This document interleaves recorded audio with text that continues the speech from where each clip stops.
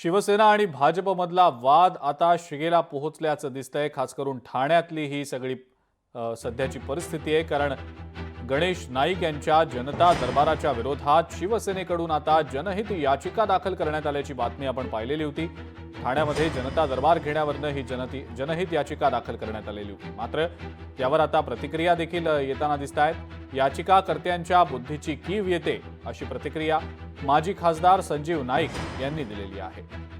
ज्या कुठल्या याचिका करता किंवा पिहालवाला त्याच्या बुद्धींची कीव करावीशी वाटते की कुठलाही मंत्री जे असतात त्या शासनातले हे जनतेचे सेवक असतात आणि त्यांनी जास्तीत जास्त जनतेचे प्रश्न सोडवण्यासाठी प्रयत्न करायचा असतो।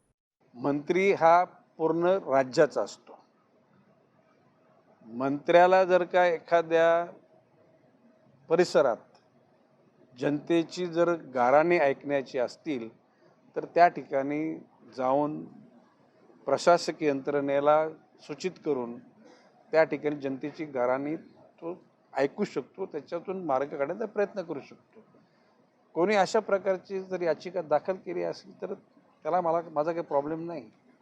एकूणच नुसतं मंत्री सोडा, आमदारांनी जर इच्छा व्यक्त केली तर त्या ठिकाणच्या प्रशासकीय यंत्रणेला का मला अशी जनतेशी भेटण्यासाठी तर ती यंत्रणा तशी व्यवस्था करते। लोकशाही मराठी ऐका, पहा, जागरूक रहा।